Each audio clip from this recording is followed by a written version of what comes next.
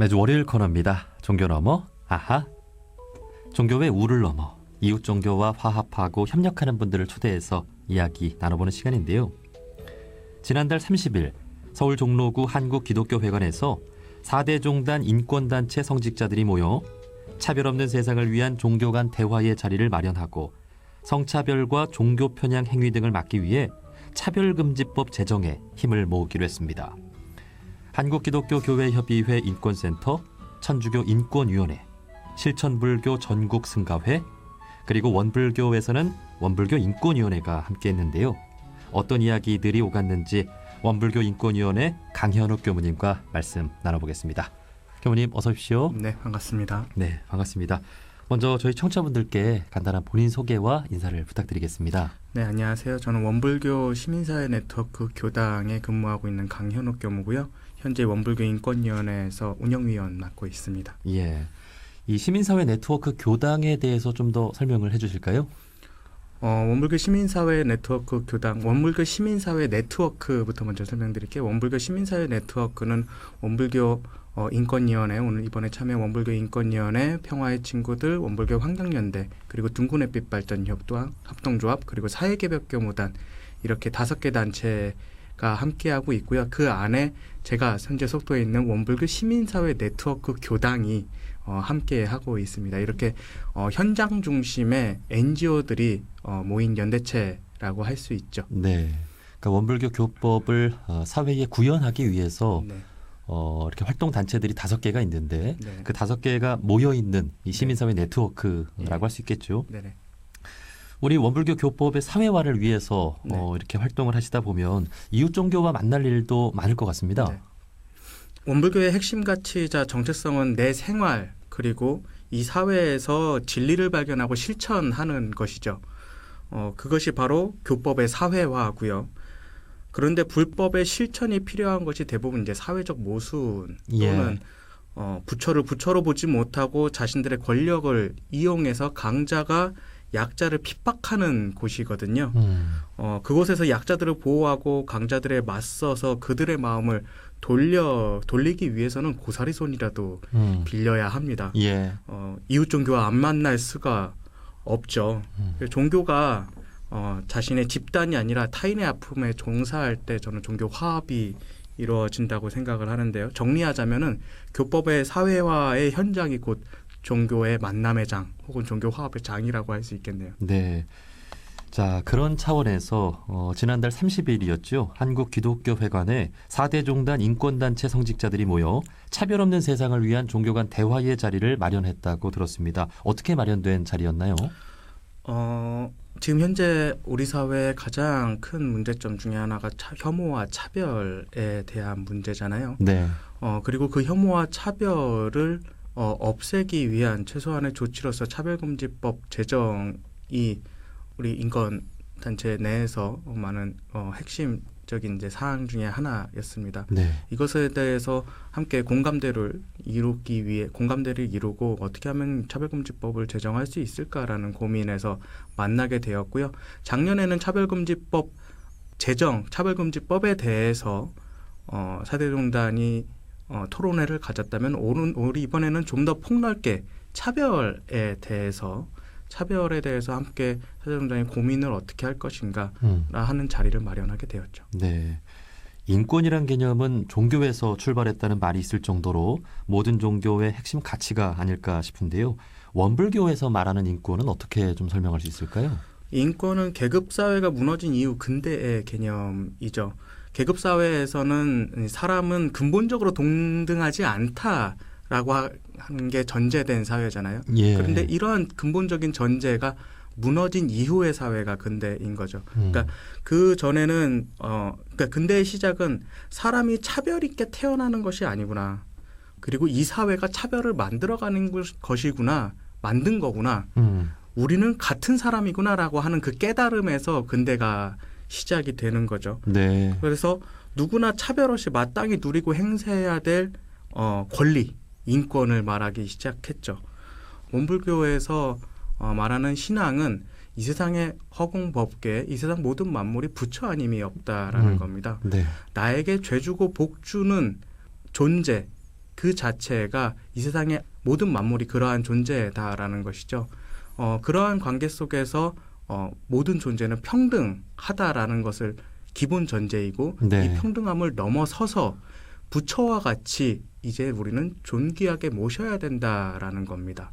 그것이 원불교에서 말하는 신앙의 모습이고 어떻게 보면 인권의 가치라고 얘기할 수 있죠. 네. 그런데 중요한 것은 인권이라고 하는 것은 어떠한 개개인이 실천하는 도덕적 실천으로서 존재할 수 있는 게 아니거든요. 세계 인권 선언문 전문에서 중요한 점은 인권이라고 하는 것은 도덕적 실천, 개인의 도덕적 실천에만 맡겨놓을 것이 아니라 법률로서 제정되는 것이 중요하다라고 이야기를 했어요. 네. 법률로서 제정이 돼야 그 개개인들이 차별하는 것을 강자들의 횡포를 막을 수 있는 거거든요.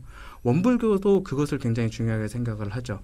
사은이라고 하는 신앙 실천이, 그러니까 사은이라고 하는 그 모든 이 세상의 모든 존재가 부처라는 것이 다라는 것을 전제하면서 사유를 통해서 이것이 사회적 방법으로서 네. 제정이 돼야 된다라는 것을 대종사님께 말씀을 해주시거든요. 그런 의미에서 대종사님께서는 그 인권에 대한 핵심 가치를 어떻게 하면은 이 세상에서 모두가 부처로서 정말로 실질적으로 부처로서 여겨질 수 있는 사회가 어떻게 구현될 수 있을 것인가를 구체적으로 정확하게 말씀해 주시고 있다고 볼 수 있죠. 예. 역시 우리 원불교는 그 104년 전에 나온 종교인 만큼 요즘 시대의 인권과도 이에 대한 설명이 잘 맞는 그런 또 신앙을 갖고 있는데 사실 2000년 전 예수님도 또 2500년 전 부처님도 인권을 최우선으로 하면서 또 말씀을 또 하시지 않으실까 하는 생각이 듭니다. 자, 그렇다면 이렇게 4대 종단의 인권단체들이 모여서 주로 어떤 이야기들을 나눴는지 좀 들어보고 싶어요. 현재 아까 말씀드렸던 그 혐오와 차별에 대한 문제, 그 각 종교가 혐오와 차별을 어떻게 바라보고 있는지, 그리고 그런데 그러한 차별이 각 종교 내에서는 어떠한 차별들이 실질적으로 존재하고 있는지, 그리고 그걸 해결하기 위해서 어떻게 노력하고 있는지, 그리고 또한 아까 얘기하셨던 차별금지법에 대한 입장과 이것을 왜 제정해야 되는지, 왜 통과시켜야 하는지에 대해서 함께 고민하는 이야기들을 많이 나눴죠. 네, 그러니까 사람을 차별해서는 안 된다라는 것은 역시 모든 종교의 공통된 의견이고 이를 법제화해야 한다 하는 것까지 이제 공통된 시각인 거잖아요. 이 차별금지법에도 그 크게 두 가지 종류가 있다고 들었습니다. 그 포괄적 차별금지법, 모든 종류의 차별을 금지하는 것이고 또 특정 어떤 인종, 성별, 장애 등의 일부의 차별만 금지하는 그 개별적 차별금지법이 있다고 들었거든요. 이 차별금지법에 대한 그 4대 종단의 어떤 시각은 동일한가요? 4대 종단의 시각, 그 당시 우리 토론회에서 모였던 분들께서는 차별금지법 제정에 대해서는 모두 다 공감을 하셨습니다. 차별금지법은 말씀하셨듯이 포괄적, 그런 개별적 차별금지법, 이게 조금 더 폭넓게 이야기하자면은 근본적으로 성별, 성정체성, 어떠한 장애, 그러니까 그 사람이 가지고 있는 어떠한 조건으로도 정치, 경제 혹은 사회 문화적으로 차별받아서는 안 된다. 그러한 차별을 금지하는 법이거든요.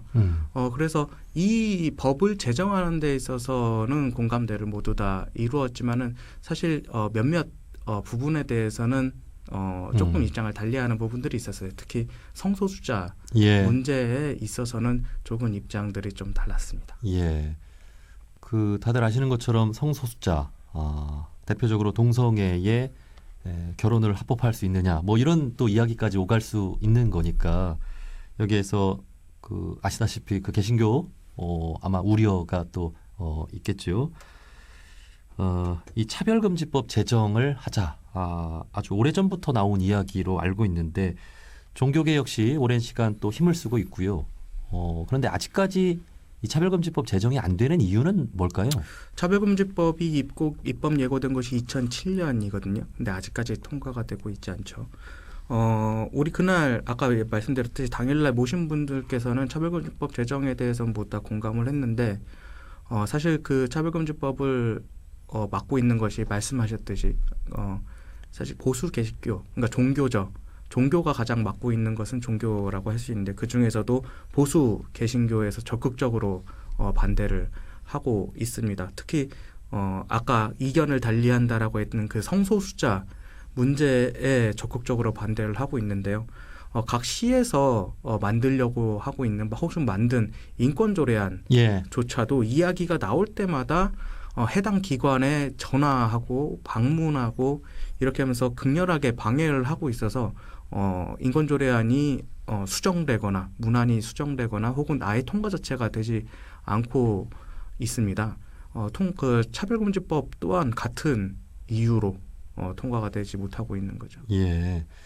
이번 인권단체들 간의 대표에서 나온 그 개신교회 인권센터에서는 그래도 포괄적 차별금지법 제정에 찬성하는 입장인 거죠. 그럼요.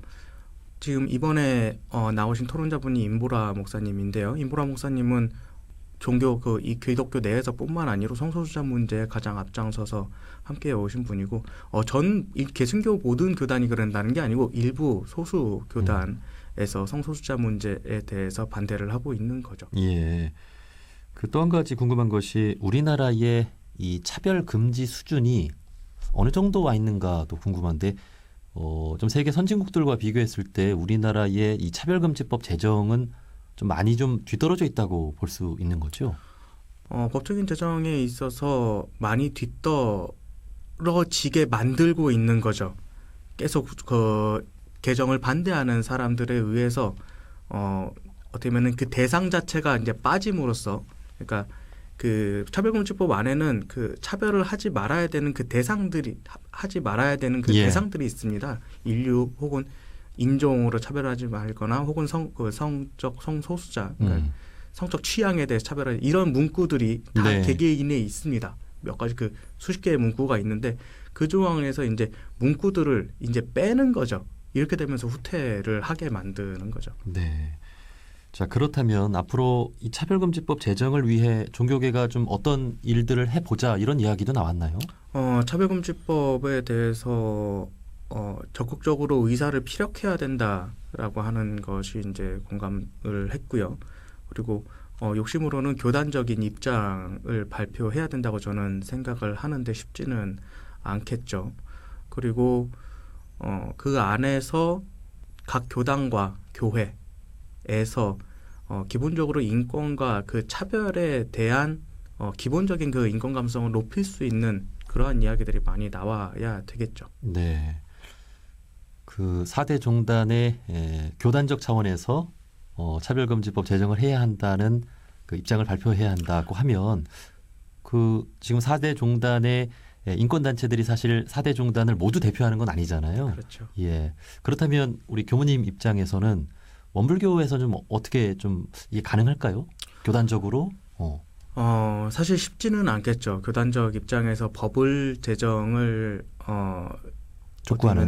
촉구하는 법 제정을 촉구하는 것을 입장을 발표하기는 쉽지는 않을 거예요. 하지만 이 인권 문제 혹은 그 평등의 문제, 이것은 종교의 아까 우리 처음 시작에 얘기했듯이 종교의 핵심 가치이잖아요. 인권의 평등을 이룬다라고 하는 것은 종교의 핵심 가치이기 때문에 이 부분에서 있어서는 충분히 의견을 피력해도 되지 않을까 생각을 합니다.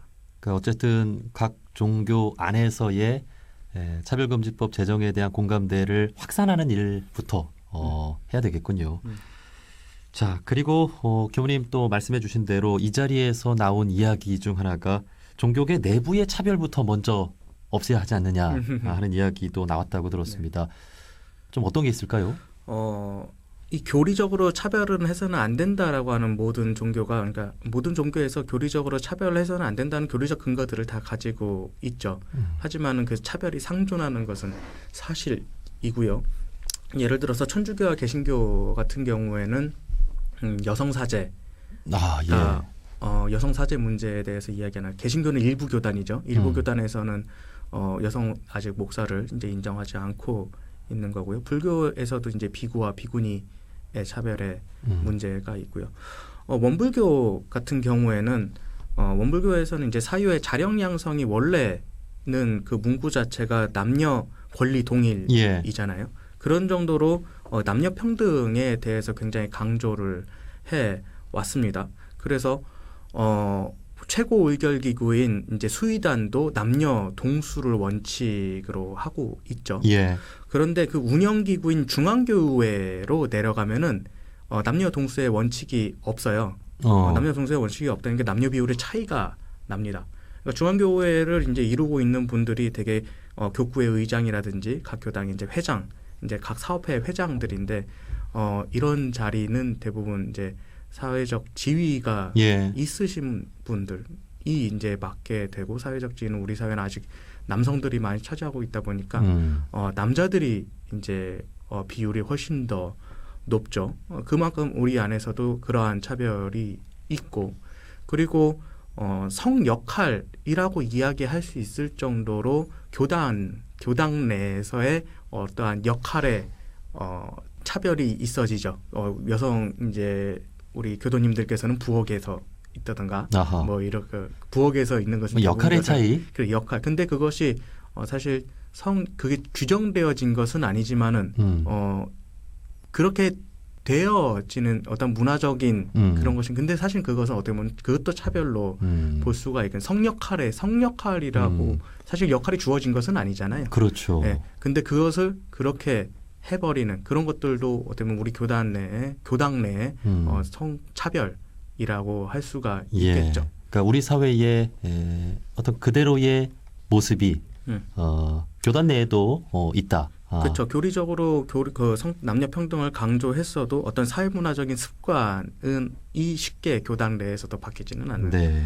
그렇죠. 이렇게 교무님 말씀을 들어보면 사실 원불교 교단 내부에 어떤 차별은 없다라고 봐도 사실 무방할 정도라는 생각이 듭니다. 뭐 우리 사회의 모습이 또 그러한 면이 있으니까요. 예. 원불교는 차별 없는 종교로 또 많이 알려져 있는데 출가와 재가의 차별, 남녀의 차별이 없다. 이렇게 사실 그 많은 분들이 알고 있을 텐데 그 한 가지 오해를 사고 있었던 부분, 저도 또 질문이 들어오면 확실하게 답을 못했던 부분 중에 하나가 사실 여자 교무님들의 결혼 허용 문제인데 최근 여성 교무님들도 결혼을 허용하는 것으로 교단 지도부에서 결정을 내렸는데 그동안 왜 결혼을 못했던 건지 좀 설명을 좀 교무님 부탁드려도 될까요? 그건 오해는 아니고요. 사실이죠. 차별이 있었던 것이 사실이고요. 교리적으로는 그 어떤 재가와 출가에 차별이 없다, 혹은 남녀의 차별이 없다라고 교리적으로 분명 명시가 되어 있음에도 불구하고 우리 안에 차별은 상존하는 것은 사실입니다. 차별이 없지 않고요. 분명 차별이 상존하는데 그 여성 교무님들의 그 결혼 문제는 대종사님께서 이미 그 법문으로서 결혼은 자유에 맡긴다라고 이미 말씀을 해주셨어요. 그리고 또 하나 우리가 바라봐야 될 게 결혼을 하지 않고 교단에 헌신하는 정녀 정남에 대해서는 우대해 줘야 된다라는 것이 있습니다. 근데 이것은 그냥 헌신도에 대한 우대지, 그렇죠. 어떠한 그 존재로서 뭐 성스럽냐 성스럽지 않냐 그런 문제는 아니거든요. 그렇죠.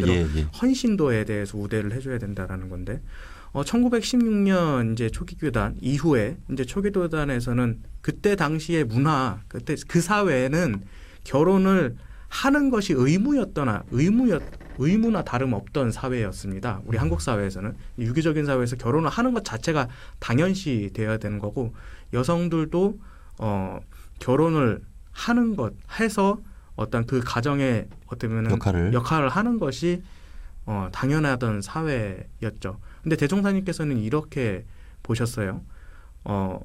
여성은 태어나서는 부모에게 혹은 결혼해서는 남편에게, 늙어서는 아들에게 의존하는 존재로 봤습니다. 그래서 이 남녀 평등을 강조한, 남녀 평등을 하는 것을 굉장히 그 초기 교단부터 강조를 해왔었죠.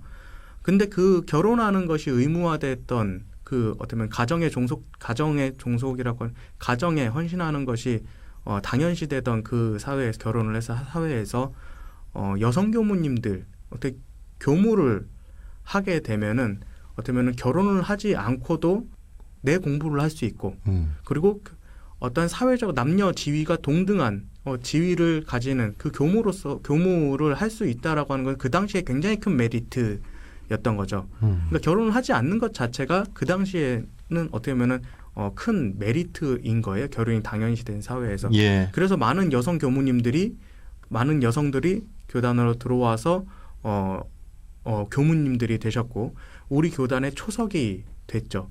근데 그것이 이제 시간이 지나면서 여성 교무님들은 결혼을 하지 않는 것이 문화가 된 겁니다. 네. 법으로 제정된 게 아니고 문화가 된 거예요. 예. 근데 그런 것이 이제 시간이 지나서 결혼을 하지 않는 것이 문화가 되어다가 1996년에 그때 당시 문제가 많이 됐던 것이 뭐냐면은 교무 양성 과정에서 남자와 여자가 결혼을 해서 그러니까 되면은 사귀어서 나가게 되는 일들이 많이 발생을 하게 됩니다. 예. 근데 그때 당시에는 그 남자 교무와 여자 교무가 어떤 결혼을 하게 되면은 여성 교무님이 나가거나 혹은 둘 다 나가거나 이런 문화였거든요. 그래서 이런 것들을 이제 방지하기 위해서 제정이 됐던 것 같아요. 그래서 1996년에 그 입학 당시에 여성분들에게만 정려 서원서를 내는 것이 법이 제정이 됩니다. 어떻게 보면 이게 법적으로 제정된 것은 이때 당시가 처음이죠. 근데 사실 이게 문제의 시작이라고 볼 수는 없고요. 어떻게 보면 문제가 공론화됐다라고 전 봐야 된다고 생각을 합니다. 네. 네. 그래서 그 당시부터 어떤 이게 제정이 돼서부터 저도 이번에 알았는데요. 정화단에서 그러니까 여성 교무님들 결혼하지 않은 그러니까 여성 교무님들의 모임이 이제 정화단에서 이 법이 제정되자마자 매년 이 법의 철폐에 대해서 의사를 피력해 오셨다고 해요. 네. 근데 이것이 이제 수의단에 올라가거나 이제 정권사님께 올라오면은 이제 반려가 되는 이제 이런 일들이 발생되다가 이게 계속 반복되다가 이번에 정법사님이 이제 새로 오시게 되면서 통과를 시키게 된 거죠. 이것이 어떻게 보면은 정법사님이 개인의 어떠한 그 판단으로 봐서는 안 되고요. 그만큼 교단적으로 이 남녀 평등, 이 여성 교역자의 결혼 문제에 대한 공감대와 논의가 아주 활발하게 예. 이루어졌었고 이 활발한 논의의 결과가 어떻게 보면 열매를 맺었다라고 할 수 있는 거죠. 네. 그리고 아직 이제 숙제는 남아 있습니다. 결혼을 어디까지 허용할 것인가? 아까 그 가장 문제가 됐었던 남자와 여자 교무의 결혼까지 허용할 것인가? 이런 문제들은 조금 더 논의를 하고 있는 중이라고 알고 있습니다. 예. 그리고 지금 현재 그 교육 과정에서는 남녀가 이제 연애하는 것은 허락하지 않는다라는 것은 이미 결정된 것 같은데 제 개인적인 생각으로는 그 결혼 남녀 교무의 결혼 그런 것까지 이미 연 이상 그런 것까지 이렇게 제한을 두는 것은 시대적으로 맞지는 않다라고 네. 생각을 합니다. 예. 지금 교무님의 말씀을 들으면서 다들 충분히 그 이해가 되셨을 거란 생각이 듭니다. 원불교 초기에는 여자가 가정에 매여서 살 수밖에 없는 그것을 극복하고 큰 인생을 살아가라고 여성 교역자들에게 이 성직에 문호를 열고 남녀의 권리를 동일하게 했던 그 교법이 사실 시대를 오면서 의도치 않게 전통이란 이름으로 자리를 잡게 되면서 시대의 변화에 발맞춘 법제화나 그런 노력이 좀 부족했다. 앞으로의 또 이런 원불교 내부의 완전한 차별을 없애는 그런 논의도 네. 활발하게 이루어지길 바라고요. 자, 마지막으로 한 가지 더 여쭤보려고 하는데 시간이 훌쩍 흘러서 빠르게 좀 여쭙겠습니다. 그 얼마 전 검찰개혁을 촉구하는 4대 종단 성직자 수도자 4천인 선언이 있었고 네. 또 교무님께서 또 동참을 하셨다고 들었는데요. 이 역시 우리 개개인의 인권을 지키기 위한 활동이 아닌가 싶습니다. 이 부분에 대해서도 좀 짧게 한 말씀 해주실 수 있을까요? 아까 처음 시작에 말씀드렸지 인권은 법률 제정이 굉장히 중요합니다. 대종사님께서는 법률이라고 하는 것은 인도정의 공정한 법칙이라고 했고 인도정의 공정한 법칙은 개인에 비치면은 개인이 도움을 얻고 가정, 사회 어디에나 비치면 그 도움을 얻어야 되는 것이 법률이라고 해야 했거든요. 근데 그동안에 우리 안에서 법률 집행, 그러니까 법률도 문제가 있지만 법률 집행에 있어서는 그렇지 못했다라고 하는 것. 특히나 그 법의 혜택을 법에 어쩌면 보호를 받아야 되는 약자들이 오히려 도움을 얻지 못했던 그러한 법 집행이 이루어졌다라는 게 분명 문제였거든요. 그런 데 있어서 이번에 이루어져야 될 검찰 개혁 또한 어쩌면 대종사님이 말씀하신 그 법률의 근본적인 이유, 그러니까 가치를 확립하는 데 있어서 검찰 개혁은 핵심이고요. 인권 평등을 이루는 데 있어서도 검찰 개혁은 어쩌면 핵심 사안이라고 할 수 있죠. 네. 우리가 살아가는 이 사회의 법이 만인에게 평등한지 또 만 명에게만 평등한지 종교인으로서 마땅히 관심을 받고 또 지켜봐야 될 그런 대목이라는 생각이 들고 또 방송을 듣고 계신 많은 또 청취자분들의 동참과 또 합력을 부탁을 드리겠습니다. 네. 여기까지 말씀 듣겠습니다. 원불교 인권위원회 강현욱 교무님이었습니다. 교무님 고맙습니다. 네, 감사합니다.